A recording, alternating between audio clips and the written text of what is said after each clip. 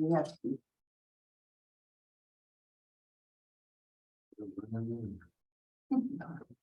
Go ahead, you're good. Okay. Anybody want more? Okay, let's try there we go, and keep clicking till it all shows up there. So I'm glad to be here. Usually I'm on Zoom, and so this is the first time I've been in person, and this place is hard to find and to find a parking spot. So I barely made it in by 9 o'clock, but I'm glad to be here. And today we're going to talk about special needs trusts. Now, maybe you know someone that's living with a disability, maybe you know someone that has a chronic illness and it continues to get worse.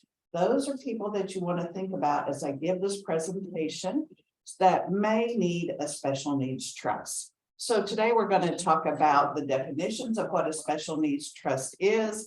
I'm going to give you some scenarios and stories. Now I've changed the names and also some of the stories, maybe just a little bit, so that you won't recognize anybody, because our services cover the entire state, and some of them are here in Memphis, Germantown area. And then I'm going to end with a story that got me going into this organization and has kept me going. And I'll give you our contact information at the end, and you can ask any questions. So go ahead to the next slide.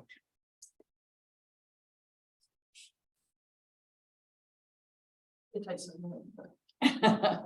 Okay, so with the special needs trust, our company, vistapoints, it takes the big picture of Vista and leads you to the point to bring you to a good quality of life.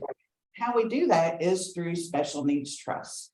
When someone is living with a disability, if they need to qualify for government benefits, which is usually Medicaid to cover their healthcare needs, and SSI, supplemental security income, is a monthly amount that a person gets. It's usually around $762, and they're supposed to live on that.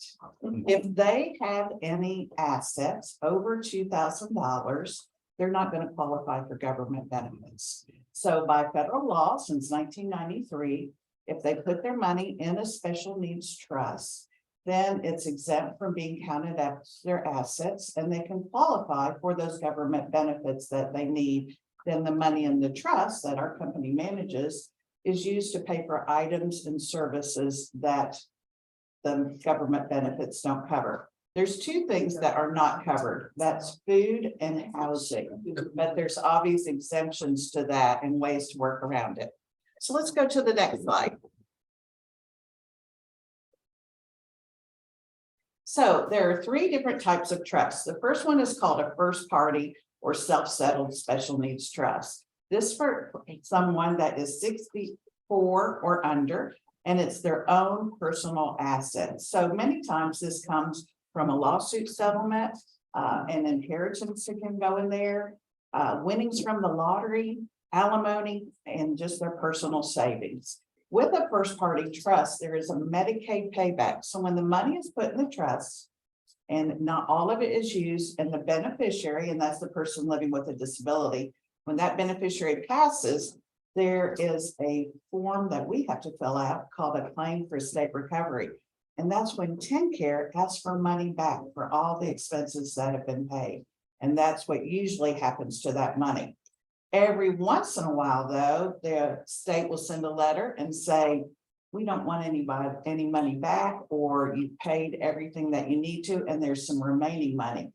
And that's when the remainder beneficiaries, the people that are listed in the agreement, where it's like a will, where you say where you want your money to go, that's when we can disperse that money. But I can tell you that happens about 3 to 10% of the time, not very often. Next slide, please. So a pooled trust is much like a first party trust. It's the person's personal assets. There is a Medicaid payback. If you're 65 or older, your money has to go into a special needs trust if it's your own personal assets. The other thing with this is money is grouped together and invested as a group. So we have millions of dollars now invested, and these people are able to earn a higher rate of dividends and interest on the money that's in their trust. Now, those dividends and interest do not go to our company. It goes directly to each client's account. Next slide. And our third party trust. This is where money is gifted to someone. You might have a family member, a grandchild, a daughter or a son, someone that's living with a disability. And you want to leave them money in your will, or you want to go ahead and start having money given to that person now. But you know, they shouldn't have that money because they might lose their benefits that they're already receiving or trying to qualify for. So they can put their money in a third party special needs trust. This money is not considered their money whatsoever. It's all gifted to them. So when that person dies, there's no Medicaid payback, and the money can go to whoever they have listed. Next slide. So I'm going to talk about some ways people struggle. We have financial issues, personal addictions, using too much, trusting people, and misunderstandings. Next slide, please, Susan. Now, is everyone that says they're a friend really a friend? I don't think they are. Now, I'm going to tell you about a woman. She had the beginning stages of dementia. And as many older women were trained, they don't pay any bills. They don't know how to write checks, all sorts of things. This lady's husband did everything, and he passed suddenly. She already had dementia, but she was living on her own. She didn't know how to do anything. And they were trying to settle the husband's estate and set up a special needs trust. But in the meantime, she went to the grocery store and she started talking to a lady in the produce aisle. And that lady said, well, I can help you. You're poor thing. You're lost. I can help you. And she says, let's figure this out. So the woman gave her her bank accounts to help figure it out because she didn't know how to pay her bills. So the woman, her new friend, said she would do that. And then the new friend said, why don't you come and live with me? And she says, great. I've never been alone in my entire life. That'd be great to live with someone. So they immediately bonded, you would think. Well, somewhere in there, the trust was established. And many times I go out and meet with the clients when it's first established, make sure they understand how to use a special needs trust. You'll never believe where I found this woman. Her new friend hadn't moved her into her home. She moved her into a friend's house, but not into the house, into the garage attic, an unfinished attic where she had to climb a ladder to get up there. And the lady was so happy to be there because she had people taking care of her. Well, what was really happening is this new friend was trying to clean out her bank accounts and cash in all of the savings and things like that. Well, the trust was established and I figured out, this doesn't look right. Even though the lady was happy, you know, we don't judge people by where they live, but this was not good. So when we found that the woman had tried to get into all of these investments and things that the husband had, and we stopped her. Now, where do you think that new friend is now? She's in jail. I've only had to call the police and adult protective services maybe 3 times in 16 years. This one I enjoyed, because she was trying to take advantage of this woman. We also had the woman go into the hospital for a little while and get regulated on medications. And sometimes they'll put people with dementia in a psych ward, and that's not a bad thing. They'll just leave them there for about 3 days, make sure that they're okay. Then she was moved to an assisted living and she is thriving. Now, no one can get to her money because it's in a special needs trust and all of her bills are paid out of that trust. And she had a long-term care policy that was paying for assisted living. So she's doing very well. Next slide, please. Personal addictions. We have many people that are addicted to drugs. Some are addicted to sex. Some are addicted to gambling and alcohol, eating, all different things. But when they get a lump sum of money, what do you think they want to do with it? They want to spend it and use it and have fun with it.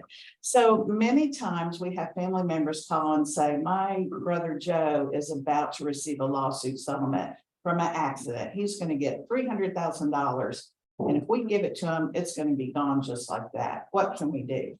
Well, because Joe is disabled, we can set up a first party special needs trust because the settlement is Joe's money.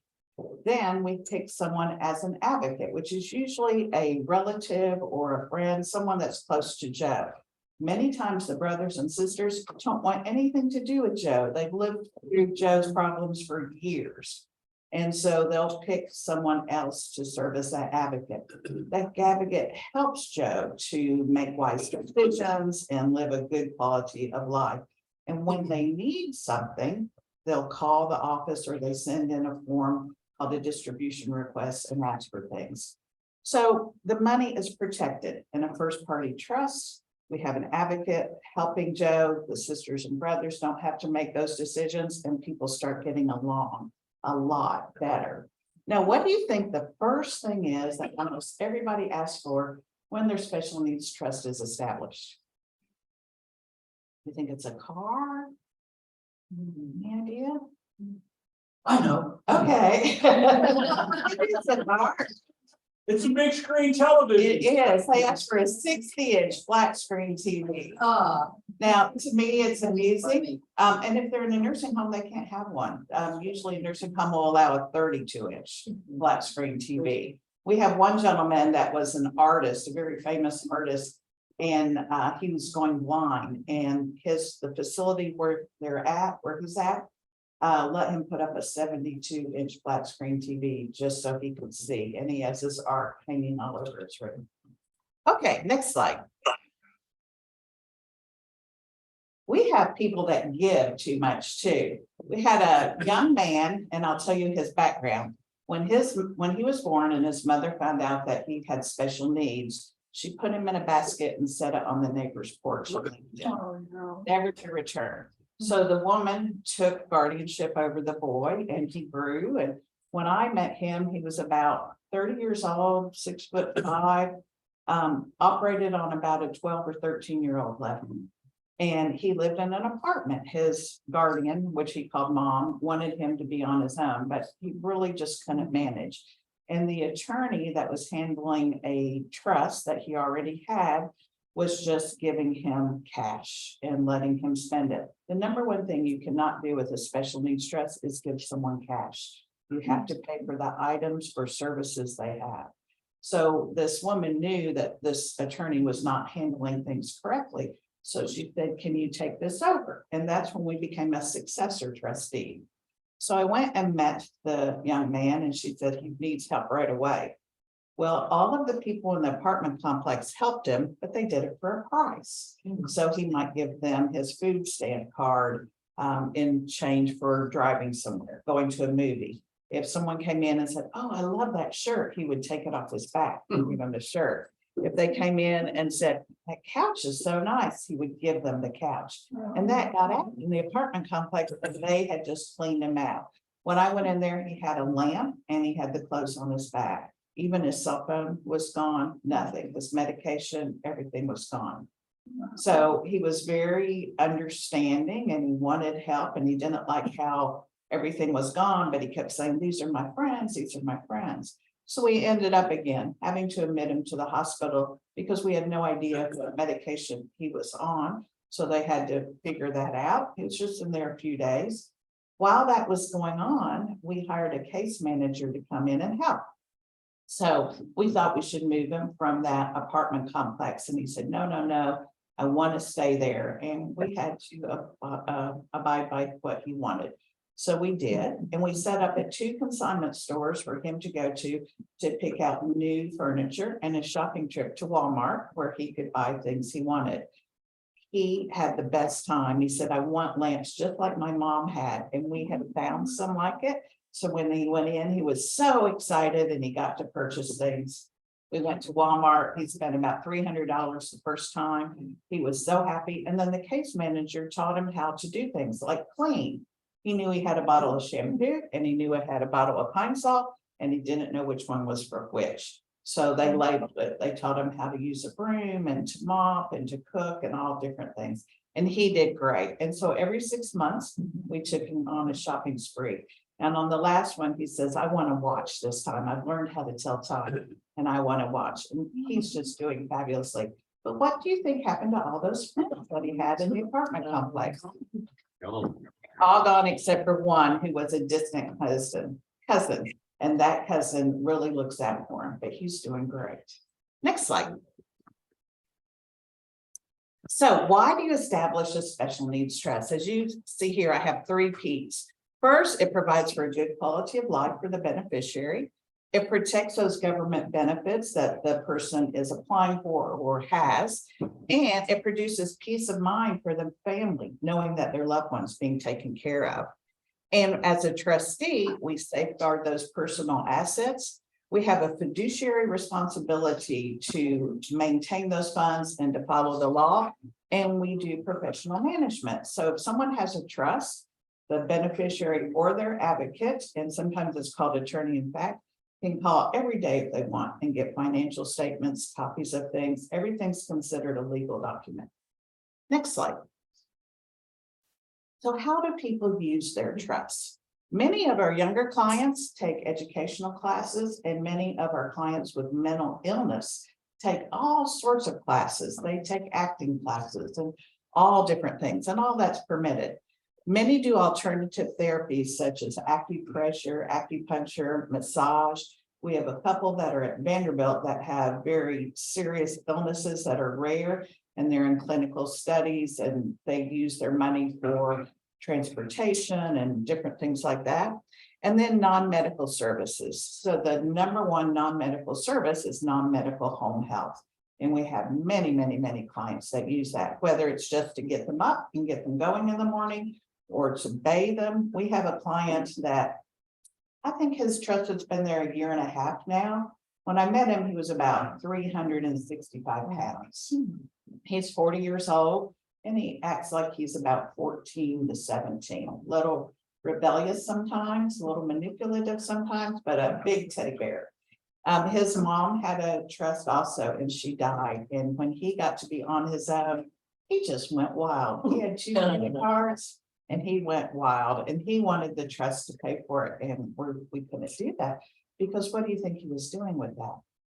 Buying food. We can't pay for food. So he learned how to budget over time.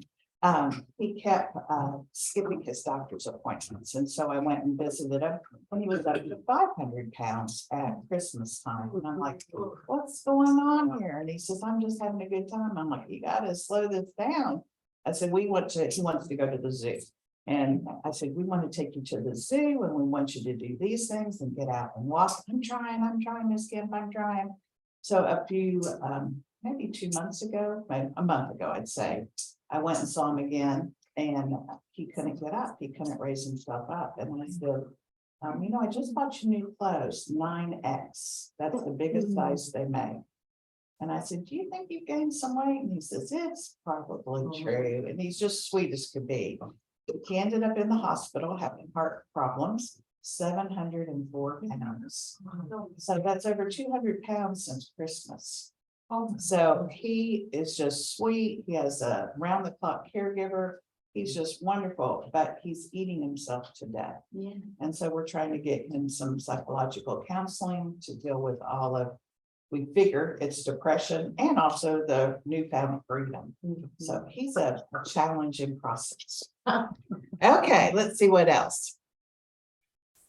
Other people do entertainment. We have people go to the movies. We had one gentleman that used his non-medical care to take him a couple times a week from his nursing home down the road to the ballpark. He loved to watch the kids play baseball and softball, and they would get an ice cream. And that's what he used his money for. But as you can see there, there's many things that can be paid for, especially electronics. A lot of people want new computers. We had a gentleman that was paralyzed, and he was in a nursing home. He's like, I'm 23 years old. My life is over. I hate being in a nursing home. I'm like, let's change that. We have to have you here because we don't have anybody to care for you, but let's see what we can do. So one of the nurses took him under his wing and said, let's get you enrolled in school. And he's like, I can't, I don't have a computer. And we got him a computer. He has a little tube that he blows into. Now he's on Facebook, he's doing Instagram, he's taking classes and just doing marvelously. He's still in the nursing home, but his whole disposition changed. Now we had another gentleman who was about the same age who was on a mini bike running through the woods and rammed into a tree. And he became paralyzed, and I had never seen anyone his body so distorted. It was like a corkscrew. And he wanted very expensive tennis shoes. He couldn't see his feet and they were just, I don't know, just a clod, like a clod of dirt. And I had to explain that we couldn't get those tennis shoes. But you know, people have different reasons for wanting things. So this young man wanted money and he wanted those expensive tennis shoes because from what I understand, young people sell tennis shoes online and they get a lot of money. And that's what he was trying to do. So I had to say no. Okay, next slide. So what happens to the trust after the beneficiary dies? Well, it depends on what type of trust. So I told you about first party and pooled trust. You have a Medicaid payback, and then sometimes there's money left. So I'm going to give you two scenarios. Okay, and I'm going to talk really fast. So the first one is a woman had a stepdaughter. They had a fight about 12 years before she passed. And before that fight, the stepmother said, when I die, you're going to get $20,000. They had a fight. The stepdaughter didn't talk to her stepmother for those 12 years. And she didn't come to the funeral, as far as we know. After Medicaid was paid back, there was $16,000 remaining. And we wrote a check and sent it to the young woman. And to shorten my story, she called and was furious with us. And I said, why are you so angry? And she said, my stepmother promised me 20,000 and I want the other 16. And I had to explain, that's all there is. That's all there is. Because I know if I had gotten a check for 16,000, I would have been happy, but she wasn't. On the alternative side, we had a man who had 3 brothers. The brothers didn't help take care of the mother at all. Only this one young man did. And he was called the attorney, in fact, helping his mom. Also, the church helped. When the mom died, there was a Medicaid payback. After that was paid back, there was $40,000. And our trust agreement said divide it equally among my living children. So we called the one son and he says, yes, they're all living. We verified the address. We sent each of them a check for $10,000. But he said, in my check, let my brothers think that I'm getting $10,000 too, but give my $10,000 to the church because they helped me so much to care for my mom. So you never know what situation you're going to have. And in the third party trust, as I said earlier, there's no Medicaid payback. So that money can go to whoever's listed. Next slide. Okay, this is my final story. When I first started in my first year, I went to give a presentation and it was at a group home and a man had cerebral palsy. He inherited between $85,000 and $100,000. And he knew that if he kept that money, he was going to lose his benefits, which were about $42,000 a year was used.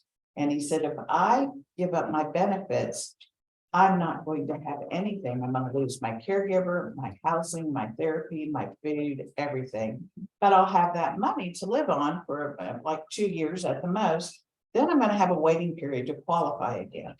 So instead of putting the money in a special needs trust because he didn't know about it, he renounced his inheritance and it went back into the estate.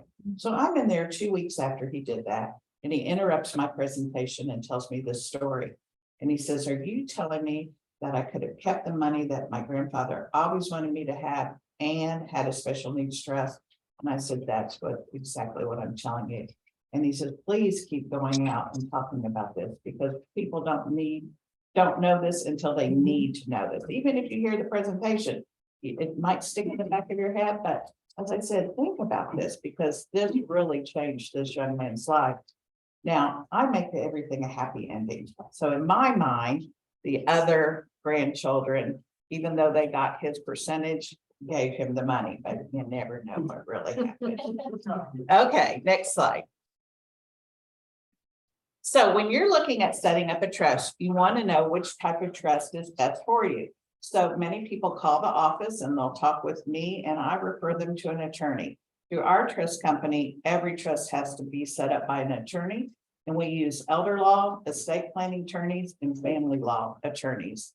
And we do that because they know what to look for and know does this asset fit, does this income fit, and make sure everything works out. The other thing is, how are you going to convince someone a special needs trust is the best thing? We've had people that were millionaires that they turned everything over to their children to manage. And then they don't have anything in just a couple of years. So how do you convince them that maybe your child's not the right person to handle this stuff? And last, which trustee company? Oh, give me 1 minute. Which trustee company to use? Because some trustee companies charge a setup fee, a per check fee, an administration fee monthly, and if anything's invested, they charge that. Our company only has a setup fee and an annual fee. So that makes a big difference in what is spent. Next slide. There we go. So this was quick. I have lots of stories and I kept it short, but I hope that with these stories and what I've told you, you might think of someone you know, family member, friend, client, resident, whatever, that might benefit from a special needs trust. Next slide. There's my information. We have our Knoxville number by accident on there and our toll-free number. But you can always reach me and call our toll-free number. The Knoxville number, they'll transfer you. All right, any questions for me? Yes. You talked about your client, the gambler, or the addiction, the addicted, and said that once it was established, he was disabled. He was already disabled. Can you tell us what that definition was? Disabled by Social Security standards means that you cannot work. And it'll say you cannot work like a 40-hour work week, but there's exceptions to that. And the older you get, the easier it is to qualify. So people with diabetes or Parkinson's disease, MS, illnesses that are going to progress can qualify for a special needs trust. Some people set them up and they've just been diagnosed like with Parkinson's and they don't have a lot of the symptoms yet, but they know it's going to get worse. So they're preparing for the future. Yes, sir. So if we've got a couple, let's say I'm special needs, she's not, we still look at doing a trust for the one person or? You can, if it's a couple, and we'll have you meet with an attorney and they'll figure out what your assets are and they can divide it. Some things are put in living trust. There's all different ways that an attorney can make this work so that you can qualify those qualify for those government. Can't say government, all of a sudden, the government benefits that you need, and your spouse will be able to still live comfortably. Yes, sir. I went out to nursing home and bought it there. What you're saying that trying to put all the paperwork together. I get all the notes and sign it for him and with the client, and also they get and they are, you know, with at the nursing home, what you're saying true is that what he wanted, how he wanted to do, and if he wanted to go to the bowling lane for a second, like people bowling, all them things have to be signed, agree on in front of another. And so I did do that, and I love that we're able to help them. So when they need me, they always just call me. So what he's describing is called a letter of intent, where you can write out what you want the beneficiary to be able to do. This could be any age and it can be for years ahead. We have people that have letters of intent where their parents set it up for them to go to Florida to Disney World every year. And we make that. Any other questions? Yes. If you have time, can you explain the Medicaid payday?